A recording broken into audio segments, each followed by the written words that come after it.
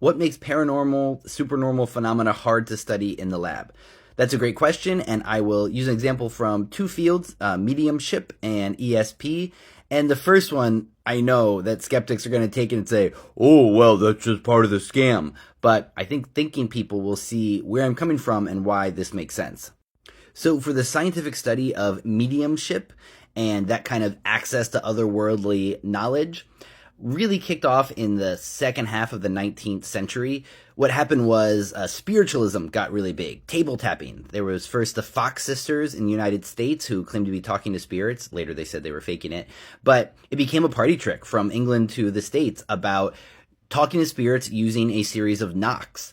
And some people just use it as a party trick, but others got super interested in what the spirits had to say. And people like Allan Kardec asked the spirits the great questions of life and invented spiritism, which I still think is the best religion / non-religion in the world.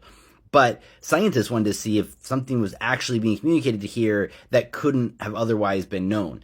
And one of the leaders was this guy Myers, and started the British Psychical Society. Also, William James helped him, who is the leading American theologian and one of the most important intellectuals of all time. And they wanted to study these mediums that were becoming very popular around England and urban U.S. cities.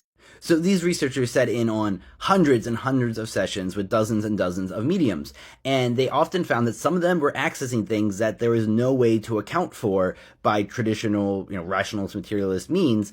But within those same mediums, sometimes they were faking it, and it was tricks.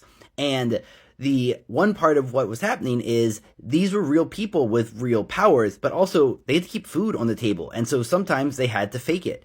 And so you have someone like Madame Blavatsky, who seemed to actually have something going on, but was also a good bit of a scam artist. And I hesitate to even bring her up because there's probably a lot of Blavatsky stands out there and I don't know her work well enough. But it's a common theme is that sometimes an honest medium will tell you, today isn't the day. I'm not able to connect with the powers. It's not always an on and off kind of trick. But many mediums couldn't afford to be honest.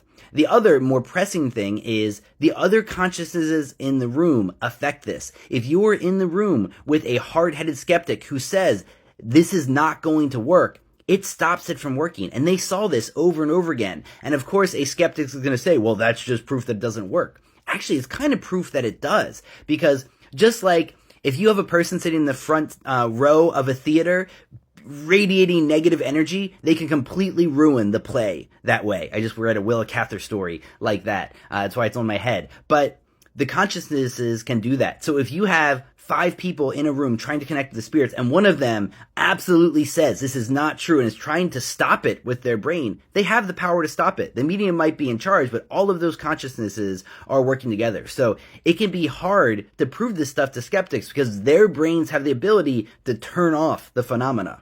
So this video is already getting long. But the other thing is, in studying ESP or telepathy or things like that, when Myers coined the term telepathy, it means pathy means emotion. So it is emotion at a distance. Usually, these telepathic things come up when heavy emotions are involved. When Mark Twain had a dream of his brother's funeral with the red flowers in the middle of his chest, he had no idea when he woke up that morning his brother was already dead. That he died the night before as he had that dream in a boiler explosion on a ship, and that he'd be going to that funeral and seeing that same scene the next day. He didn't know any of that, but because of the emotions involved, he did. He saw it. And so it's very hard to test stuff in the lab when there's no emotions involved. You're flipping cards, you're looking at a computer and thinking high numbers or low numbers for the random generators, and yet it still works. Under these most boring of boring test conditions, you can very easily prove ESP. Yes, it's all to do with odds and ratios, and they're not that big a results, but the results are significant. They're things like 1 out of 10,000 or 1 out of 100,000 times this would happen, and it keeps happening over and over again.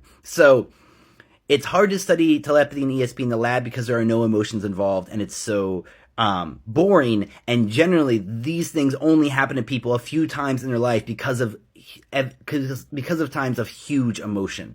But yet we can still prove it in the lab, and ESP is the most proven of all of this stuff. So there's 2 reasons that this stuff is hard to study. If you have any thoughts or questions on this, let me know.